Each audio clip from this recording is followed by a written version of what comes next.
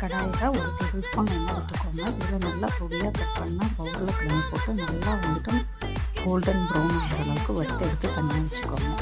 இது கூடயே பார்த்திங்கன்னா பொடியாக கட் பண்ண வெண்டைக்காவை போட்டு நல்லா வறுத்து எடுத்து தனியாக எடுத்து வச்சுக்கோங்க.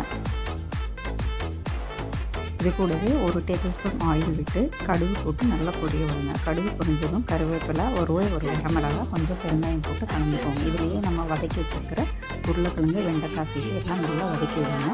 இது கூடயே ஒரு கப் அளவுக்கு வேர்க்கடலை சேர்த்துக்கோங்க. நல்லா கலக்கி விட்டதுக்கப்புறம் தேவையான அளவுக்கு பார்த்திங்கன்னா ஒரு 1/4 டேபிள் ஸ்பூன் மஞ்சள்தூள், அரை டீஸ்பூன் மிளகாத்தூள், அரை டீஸ்பூன் கரம் மசாலா, தேவையான அளவு உப்பு எல்லாம் சேர்த்து நல்லா கலந்து விடுங்க. நல்லா லோ ஃப்ளேமில் வச்சுட்டு பொறுமையாக நல்லா கலந்து விடுங்க. நல்லா உருளைக்கிழங்கு வெண்டைக்காய் நல்லா முறுமுறு ஆகிற அளவுக்கு தேவையான அளவு உப்பு கொத்தமல்லி தழை சேர்த்து இறக்குனீங்கன்னா ஆலு பிந்தி ஃப்ரை ரெடி.